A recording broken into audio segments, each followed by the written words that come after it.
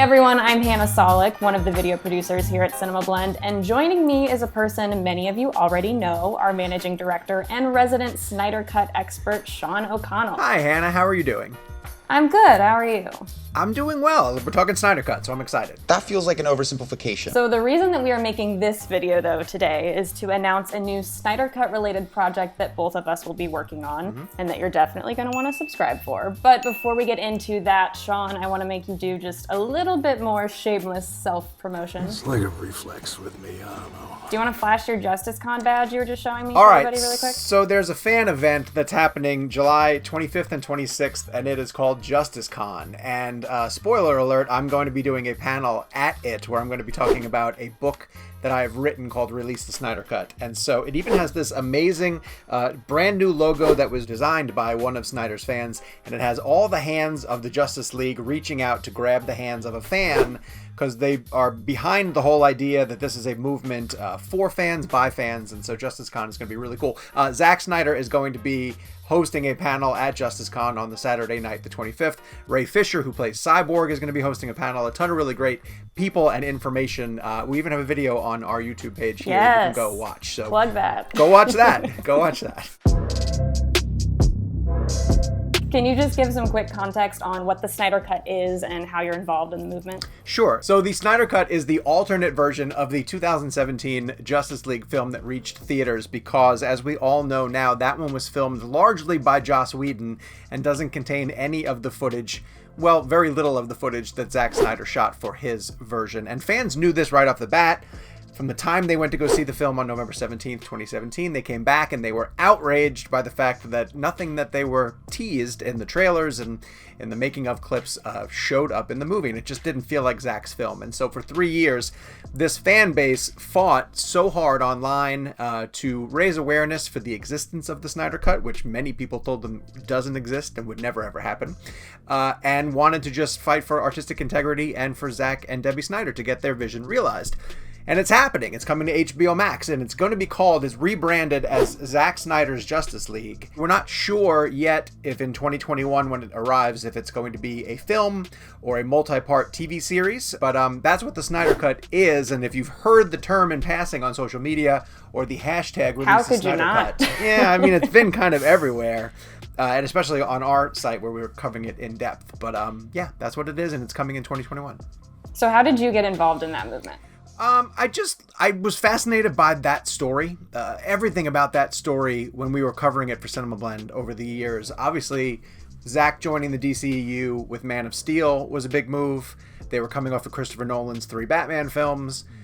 Doing Batman vs. Superman Dawn of Justice was significant because you're getting those characters together for the first time, and they're introducing live-action Wonder Woman, so it was massive. When Justice League, when he had to walk away from it due to his daughter dying by suicide, there was a tragic story that we were really interested in following, and then the fact that Warner Brothers replaced him with Marvel's guy, like with Joss Whedon, who would direct 2 Avengers films, that was groundbreaking. Like, it's just weird to see someone jump ship from one side to the other, and so all of that was really fascinating.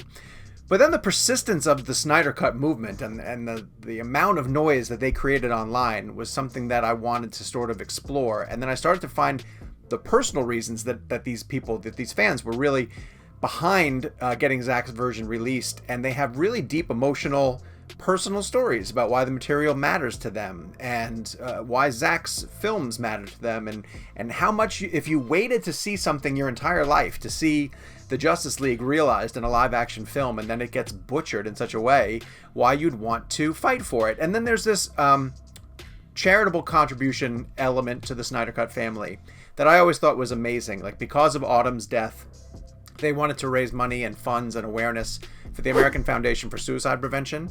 That's always been a huge component of everything that the Snyder Cut family has done as they've been generating awareness for the existence of the Snyder Cut. And as of this month, July 2020, they've raised over $200,000 for suicide prevention. And so Zack has said on record repeatedly that the work done by his fan base has saved lives, literally, by funneling money into the AFSP.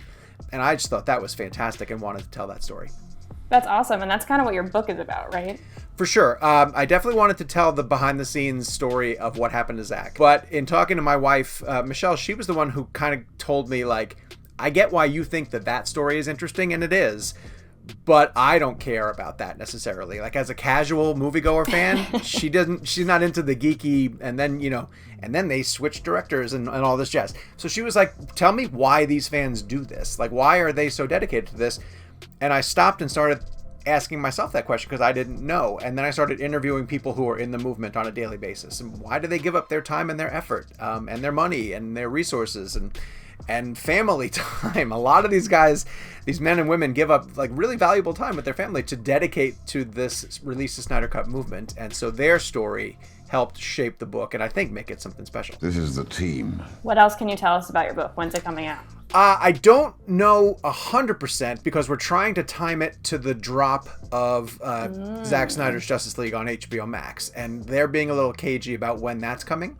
I hope at the DC Fandom event on August 22nd that they'll reveal when it's coming. I hear first quarter, but the book is going to come out theoretically, in a perfect world, 2 to 3 weeks before Zack's version hits HBO Max, so that you'll be able to read through it, familiarize yourself with why this is such a big deal, and then watch Zack Snyder's Justice League on HBO Max. I'm so excited. You and me So, both. It's yes. done. I want people to just like everyone who asks me like, when can I pre-order it? I just want to send them a copy of the manuscript and be like, Don't say that because read people it. are going to comment and be like, okay. Yeah, I know. I can't do that. Let's have- I'm sorry. Oh, see, now that's cold. That's a betrayal. Well, you'll have more opportunities to promo your book and tease new exciting details because very soon we are going to launch a new video series starring Sean that will basically be a weekly Snyder Cut update video. So Sean, do you want to give your people some more details? Tell them what to expect? Sure. It's just there's so much stuff to talk about. Like one of the challenges of the book is that the story is never ending. Like we have Justice Con, which we talked about, and all the stuff that's going to come out of that. We have the DC Fandom. We have the movie itself when it comes. So even though the movement won and they got the Snyder Cut released, there's still plenty more to talk about in the run-up to it. And so we wanted to give you guys a platform also for me to address questions that you might have, to get into the nitty-gritty. Once the book is out too, we'll have a lot of stuff to really dig into because I'm trying to protect some of the stuff that I was able to find. But even just the interaction with the Snyder Cut community has been fantastic on our YouTube page. Like you guys come and support the videos, you leave really great comments down below, and so there'll be times when we will get into some of the breaking news, whether it's Ray Fisher talking about Joss Whedon, whether it's a new trailer. Like these are all the types of things that we're going to get into on this YouTube series. But there'll be times also when we just turn it over to you and say, like, what are the questions that you want us to answer? What are some of the things that you want us to go into greater detail?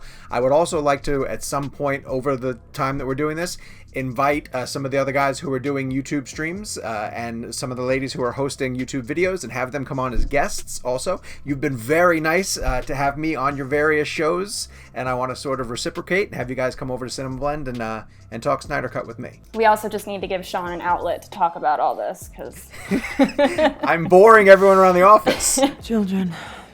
I work with children. All right, guys, we'll be sure to spread the word and keep an eye on CinemaBlend's YouTube channel. We'll be dropping some more details very soon about specifics of when these videos will start to drop. And in the meantime, if you have any specific ideas about what you want Sean to cover, go ahead and drop those in the comments or hit him up on Twitter. What is your Twitter handle, Sean? I should have looked this up before. Yeah, no, it's Sean_O'Connell. You can also send it to @CinemaBlend if you want to. And then the Snyder Cut book has its own Twitter handle because I don't have enough social media, obviously. It's at RTSC book.